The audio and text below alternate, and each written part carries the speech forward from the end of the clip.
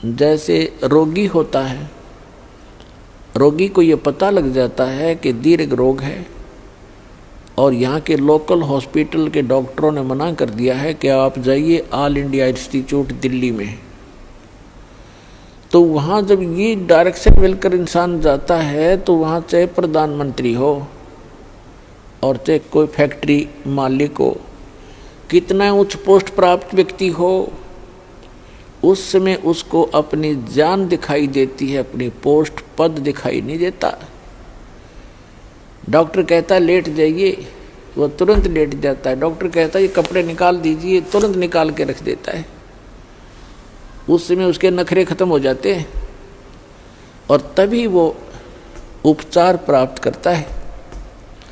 जब तक डॉक्टर के आज्ञा का पालन करता रहे, चाहे कुछ भी कहे वैसे ही, जहाँ लेटने को कहे वहीं लेटना पड़ेगा, जहाँ बैठने को कहेगा वह बैठना पड़ेगा, और कहेगा मुंह खोल सांस तेज ले, वो सारा कुछ करना पड़ेगा। तो तभी वो अपना उपचार करवा पाएगा। तो ठीक इसी प्रकार जब आप सतलोक आश्रम बरवाला की तरफ आवें, संत मिलन को चालिए तज माया अभिमान, और जो जो कदम आगे रखे ओ हे यज्ञ समान, तो आपको इतना पुण्य मिलता है यहाँ आने का। आप क्योंकि संत है नहीं पृथ्वी पर कोई, संत मिलन को चालिए, संत की तरफ चलने मात्र से इतना लाभ है, फिर यहाँ के किक लाभ होगा वो तो गिनती नहीं हो सकती। अब जब तक अभिमान है ये प्राणी उभर नहीं सकता। एक नित्यानंद नाम के संत हुए हैं, नित्यानंद नाम के। वैसे वो ब्राह्मण जाति में जन्मे थे, लगभग 250 वर्ष पूर्व की बात है। उनका घर का नाम था श्री नंदलाल, नंदलाल नाम था उनका। उनके माता पिता बचपन से ही मर गए थे, मृत्यु को प्राप्त हो गए थे। उनका पालन पोषण नाना नानी के घर हुआ था। उनके नाना जी जो थे, नंदलाल जी के नाना जी नारनौल के नवाब के यहाँ एक उच्च पोस्ट प्राप्त थे। और जब ये नंदलाल जी युवा हुए, ब्राह्मण कुल में थे ये, तो इनको भी वहाँ एक तहसीलदार की पोस्ट पर नियुक्त करवा दिया। नंदलाल जी तहसीलदार थे, घोड़ा इनको प्राप्त था, बन ठन कर चलते थे। उस समय जो तहसीलदार की वैल्यू जनता में होती थी, इज्जत होती थी, आज के तो मेरे ख्याल में मंत्री की बिना होगी। नंदलाल जी का विवाह हो गया था, संतान प्राप्ति अभी हुई नहीं थी। अब कहते हैं ना जाने कब भाग्य उदय हो जाता है प्राणी का। एक दिन नंदलाल जी अपने महल के, अपने मकान के छत पर, गर्मियों के समय में छत पर टहल रहा था। रात्रि में नींद आई नहीं और उसने क्या देखा कि कहीं थोड़ी सी दूरी पर रात्रि के समय किसी के घर पे कोई संत आए हुए हैं और परमात्मा की कथा सुना रहे हैं, सत्संग कर रहे हैं। अपन आत्माओं पिछले जब से होते हैं पूर्ण हंस मुराद, ये पिछले संस्कार होते हैं जो आदमी परमात्मा की तरफ आत्मा आकर्षित होती है। उसने सारी रात सत्संग सुना, नींद और खत्म होगी। कुछ तो परमात्मा की दया उस पर हुई कि वैसे नेचुरल नहीं आई नींद, और वो ज्ञान सुना, वो सत्संग सुना कि मनुष्य जीवन किस लिए प्राप्त होता है, इसको हम कैसे व्यर्थ कर रहे हैं। चाहे प्रधानमंत्री बन जा, यदि भक्ति नहीं है तो व्यर्थ है ये जीवन इसका। अगम निगम को खोज ले बुद्धि विवेक विचार, उदय अस्त का राज मिले तो बिन नाम बेगार। सत्संग के अंदर ये ज्ञान कराया जाता है कि जैसे कोई भी राजा बना है तो अपने पुण्य कर्मों से बना है, और भक्ति नहीं करता वो प्राणी अपने पुण्यों को, जो पूर्व जन्म के संग्रहित पुण्य हैं, उसके भाग्य में डिपॉजिट करके भेज रखा भगवान ने। उनको नाश ही कर रहा है, उनको खर्च रहा है। वो अब भविष्य की कमाई नहीं कर रहा है, भविष्य के लिए कुछ आगे का डिपॉजिट नहीं कर पा रहा है, केवल खर्च ही कर रहा है। परमात्मा क्या बताते हैं, अगम निगम को खोज ले बुद्धि विवेक विचार, उदय अस्त का राज मिले तो बिन नाम बेगार। पुराने समय की बात है, अब बातें याद आती हो, पिछली कथाएं। एक 3 व्हीलर वाला था, बड़ा 3 व्हीलर जो पहले पेट्रोल के चले थे, हमारे गांव से और लाखन माजरा एक गांव है, वहां तक 3 व्हीलर चला करते थे 2। उनमें से एक नहीं आया। एक दिन दूसरे ने पूछा कि कल क्या कारण हुआ, पहुंचे नहीं। तो उस 3 व्हीलर वाले ने बताया कि कल मैं बेगार में फंस गया था। बेगार क्या होती थी कि पहले पुलिस वालों के पास ये मोटर गाड़ियां नहीं होती थी। वो किसी भी जीप वाले को या किसी टेम्पू वाले को, उस 3 व्हीलर वाले को या 4 व्हीलर वाले को सामने खड़ा कर लेते थे थाने का आगे। कहीं रेड मारनी हो, किसी प्रकार की कोई भी उन्होंने कहीं जाना होता था क्षेत्र में, तो उन्होंने पकड़ लिया पुलिस वालों ने, और सारा दिन उसको टिकन नहीं दिया। को 20 गांवों के अंदर पहुंचे, इधर उधर गए, और तेल भी उस 3 व्हीलर वाले ने अपने पल्ले से डलवाया, अपनी जेब से। तेल भी उसने अपनी जेब से डलवाया, और सारा दिन मनमाने 200 से 300 किलोमीटर का क्षेत्र तय कर दिया। आम आदमी तेनों दिखा दानो बड़ा स्पीड से चल रहा, बड़ी कमाई कर रहा होगा, कर रहा था अपने ही पल्ले से खर्च कर रहा था। तेल का भी कमाई तो थी नहीं उस दिन। तो उसको बिगाड़ बताते हैं। तो 3 व्हीलर वाले ने बताया कि मैं ऐसे ऐसे कल पुलिस का फंस गया था बिगाड़ में, और 200 रुपये का पेट्रोल अपनी जेब तक फूक का आया, कल कुछ चवन्नी मिली नहीं। उस समय के 200 रुपये आज के 20,000 रुपये, इतना वो खर्च हुआ उसका। तो पुण्यात्माओं, जो आज कोई भी उच्च पोस्ट प्राप्त है, कोई डॉक्टर है, इंजीनियर है, चीफ इंजीनियर है, IPS है, IAS है, जज लगे हैं, मंत्री हैं, मुख्यमंत्री हैं, प्रधानमंत्री हैं, या MLA MP बने हैं, या अन्य कोई अच्छे व्यावसायिक व्यक्ति हैं, धनी हैं, तो वो क्या करते हैं, जैसे परमात्मा उनके लिए बताता है कि अगम निगम को खोज ले, भविष्य के बारे में कुछ सोच और बुद्धि विवेक विचार। उदय अस्त का राज मिले तो बिन नाम बिगारे। पूरी पृथ्वी का यदि राजा हो, और तो छोड़ो सारे छोटे मोटे शासकों को, कहते हैं पूरी पृथ्वी का राजा हो और उसके पास ये सत्य भक्ति ना हो, अब उसकी चहल पहल न देखे, तो आदमी ने सोचा इस जैसा सुखी नहीं रही तो बड़ा ठाठ कर रहा है। और ठाठ तो कर रहा है, लेकिन अपने जीवन को 12 बाट कर रहा है। पिछले जन्म के पुण्यों को अपने ही पल्ले से खर्च कर रहा हो चक्रवर्ती राजा बनकर, और भविष्य की कमाई उसकी बन नहीं रही, क्योंकि वो बेगार कर रहा है। बेगार तो बेगार वाले की इनकम नहीं होती, पर स्पीड पूरी होती है।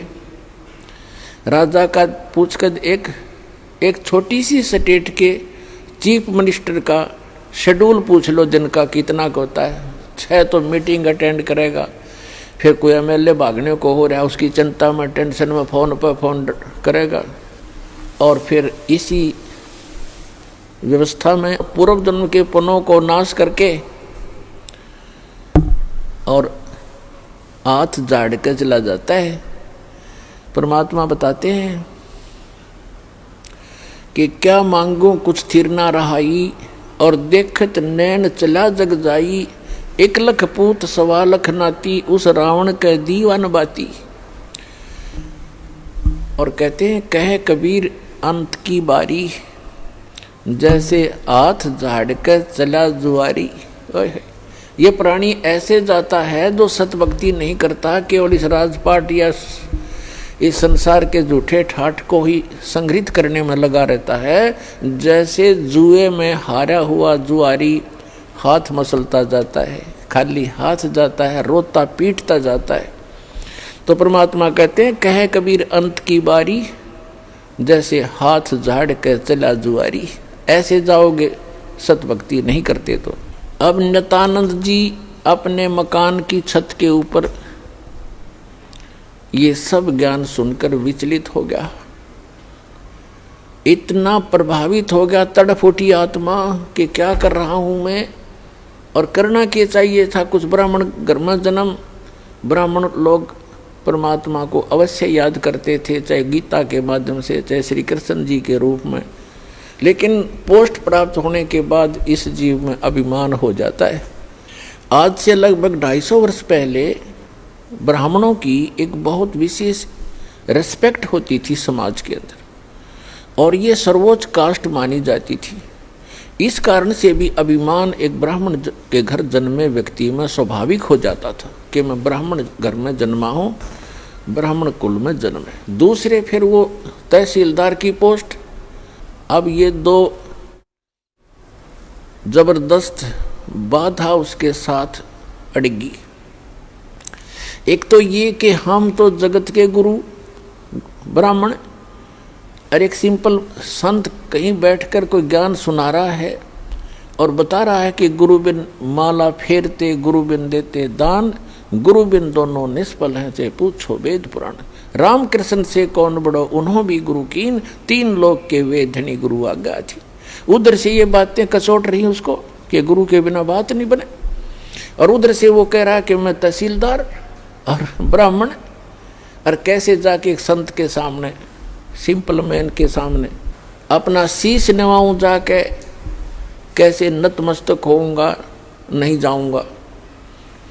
फिर वो बातें याद आती है कि कबीर हरि के नाम बिना ये राजा रसब हो, माटी लदे कुमार के, और घास ना नहीं रह कोई। परमात्मा की वो बातें याद आती, सत्संग के वचन कि भक्ति नहीं करी तो जीवन नाश हो गया। और गुरु बनाने जाता है तो कुल के लोग क्या कहेंगे, ऊपर से तहसीलदार, और कैसे शीश निभाऊं जाके। अंत में पुण्यों की विजय हुई, पाप की हार हुई। उसके पुण्यों ने प्रभाव डाला, उसको सद्बुद्धि आई कि यहाँ किसी के घर में संत आएगा तो नाम नहीं लूँगा। उस संत के बारे में जानकारी प्राप्त की कि ये कौन सत्संग कर रहा था, क्या हो रहा था रात्रि में, ये संत कौन है, कहाँ से आता है। उसका पता चला कि नारनौल से 2 किलोमीटर की दूरी पर बाहर बनी में जंगल में इनका आश्रम है। तो नित्यानंद जी ने सोचा कि सुबह सुबह चला जाऊंगा वक़्त से, उस समय तक गांव के नगर के लोग कोई नहीं पहुंचे होंगे और किसी को पता नहीं लगेगा कि तहसीलदार और ब्राह्मण किसी का चेला बन गया, और वक़्त से जाके नाम ले आऊँगा, फिर अपना भजन कर लिया करूँगा। तो इस उद्देश्य से वो वक़्त से उठा अगले दिन, नेक्स्ट डे, और घोड़े पर सवार हुआ, मुंह अंधेरे वक़्त से पहुंच गया, जा रहा था आश्रम की ओर तरफ। उधर से वही संत, क्योंकि रात्रि के समय तो वो अपना सज धज कर जैसे भी कपड़ा उपड़ा लाल पीड़ा बांध के और गया था। उस समय वो सिंपल एक सफ़ेद धोती लपेट के और सिर के बाल मुंडवा रखे थे, उसने उस तरह फिरवा रखा था संत जी ने। गुमानी दास नाम था, वो विष्णु उपासक वैष्णव पंथ के संत थे। और उस समय ये सोन को सोन गणे मान्या करते ब्राह्मण लोग खास कर। अब वो ये सोचकर चला था कि आज मैं मेरा जीवन सफल करने जा रहा हूं, जैसा कि उसने सत्संग में सारे पहलुओं पर ज्ञान सुना था। आज मैं एक अनमोल काम करने जा रहा हूं अपने जीवन का। और सामने से क्या देखा कि एक कचकोला कति कोरा उस तरह फिरवाया आदमी आवे। तो उसने अपने मन में जोड़ जुगाड़ किया कि देख ये कैसा मनुष्य व्यक्ति सुबह सुबह टकराया, मुझे मूंड मंडवा रखा इसका। क्योंकि मूंड तकरीबन ऐसे मंडवाते थे जिसका कोई मृत्यु हो जाती, उसको अपशकुन माना करते। तो फिर उसने सोचा भी वापस तो मुड़ूंगा नहीं, बार बार दाव लगे नहीं। तो उसने अपने ही सोच से क्या सोचा कि चल इस सोन को सोन के अपना कुछ जंतर मंत्र सोचा। उसने क्या सोचा, घोड़े के निकट जब वो व्यक्ति आया, शीश मुंडवा रखा था, जिसने मूंड मुंडा रखे थे, बाल कटवा रखे थे, उस तरह फिरवा रखा था, उसके निकट घोड़ा रोक के और सिर में मारे, ऐसे आंगली टोले मारा, टोले बोला रे नो टोले मारे ने, बोला मनुष तने आज जाना था मेरे आगे, मैं तो एक बहुत जरूरी काम में जा रहा था, तू कहाँ मर रहा सामने। अब वो संत उसके मुंह की तरफ देखे कि दिखे था सज्जन आदमी, और यू करे मेरे गल बकवाद, क्या करा इसने, बता शर्म टोले मारे मेरा। अब क्या बोला भाई, संतों के साथ तो एक दो रोज खसनिए आया करें जंगल में। वो संत उसकी तरफ देख कर चलता पड़ा। अब वो पहुंच गया डेरे में, वहाँ एक दो चेले रहते थे, उन्होंने देखा भी कोई अच्छा अफसर आ गया, घोड़े पर तो अफसर का ही आना होता है। वो नीचे उतरा, घोड़ा वृक्ष से बांध कर पूछा कि भी महाराज जी कहाँ हैं। उन भक्तों ने कहा जी आ जाओ बैठो, वहाँ बिछा दिया जैसा भी बिछोना होता है आश्रम के अंदर, अभी आने वाले हैं, स्नान करके घूम फिर के आएंगे। अच्छा, वो बैठ गया। अब संत जी घूमने गए थे, इस साइड से आगे दूसरी साइड से घूम कर नहा धो के, और वो आकर बैठे, आसन था सामने, और सामने वो बैठा नित्यानंद कति। अब उनकी हुई आंख चार दोनों की।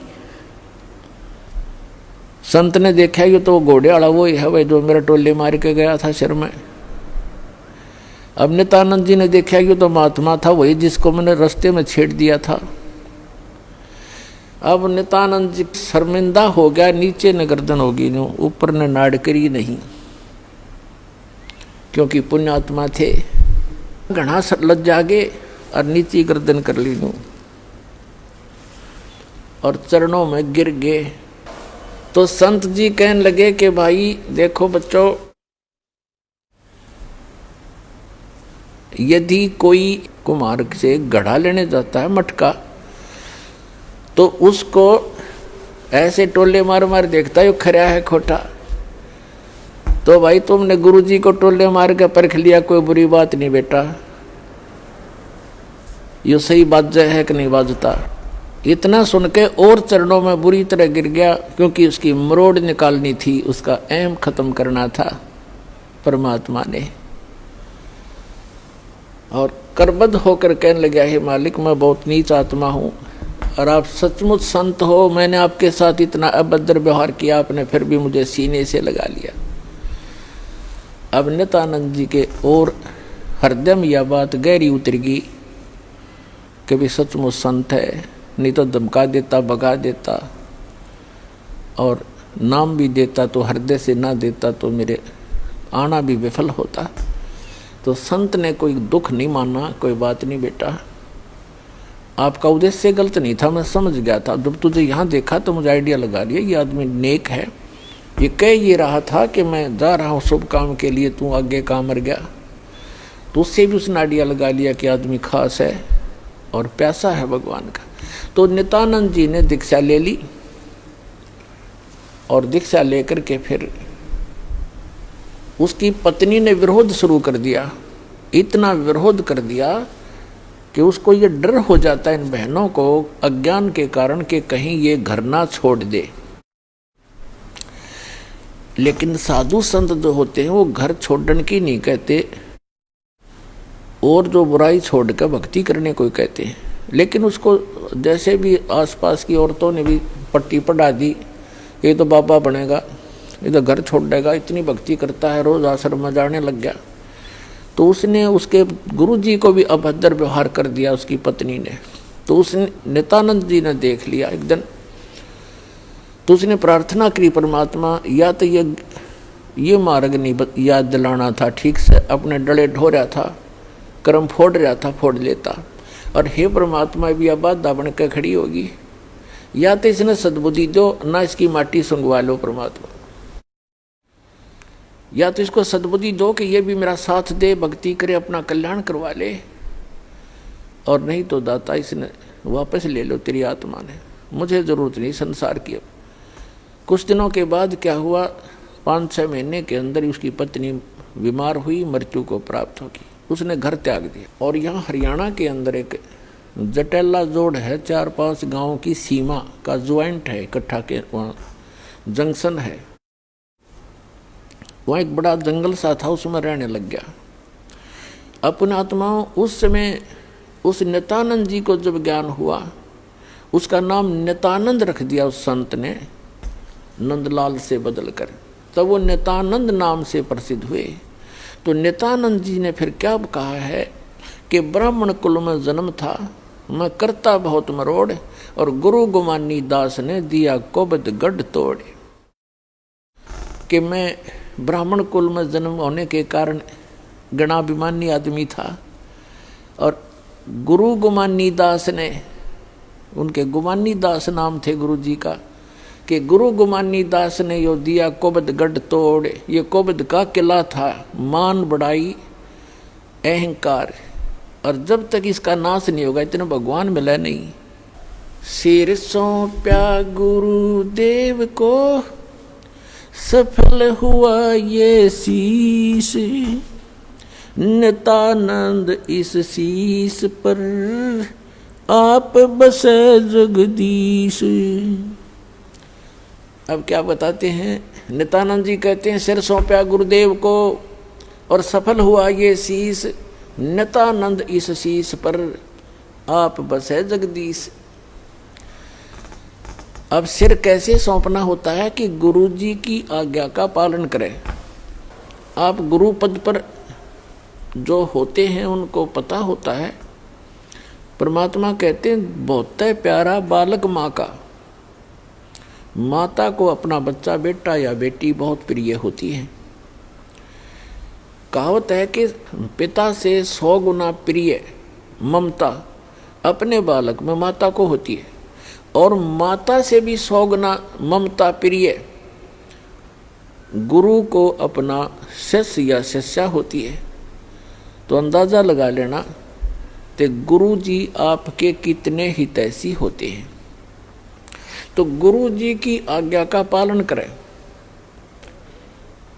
पहली भक्ति मार्ग का प्रथम एक ये मंत्र नोट कर ले, भाई जो गुरु बचन पे डट गे रकट गे फंद 84 के। भाई जो गुरु बचन पे डट गे कट गे फंद 84 के, कट गे फंद 84 के, रकट गे फंद 84 के। भाई जो गुरु बचन पे डट गे रकट गे, वस्तु मिली ठोर की ठोड़, मिट गी मन पापी की दौड़। वस्तु मिली ठोर की ठोड़, मिट गी मन पापी की दौड़। भरम मिटे मथुरा काशी के, भरम मिटे मथुरा काशी के। भाई जो गुरु बचन पे डट गे, कट गे फंद 84 के, कट गे फंद 84 के, रकट गे। ये एक कवि का बनाया हुआ गान है। इसमें भी बहुत प्रेरणा है कि जो गुरु जी के वचन पर स्थिर हो जाते हैं, गुरु जी की आज्ञा का पालन करते हैं, उनके ये 84 लाख योनियों में दुख पाने के ये संकट समाप्त हो जाते हैं। अब कैसे गुरु की आज्ञा का पालन करना है। सिर सौंप्या गुरुदेव को, सफल होया ये शीश, नित्यानंद इस शीश पर आप बसे जगदीश। सिर कैसे सौंपना होता है? सिर काटना नहीं, गुरु जी के आज्ञा का पालन करना ही सिर सौंपना होता। एक गुरुजी थे, उनके 4-5 शिष्य थे, आश्रम में रहते थे। रोज ही प्रतिदिन शिक्षा यही दी जाती है। प्रत्येक गुरु जो होते हैं ये 5-4 फार्मूले पक्के सिखाता है गुरु को, चेलों को, और ये ही कारगर होते हैं। अब जैसे कोई भी भांग बोता है खेत में, तो वो भी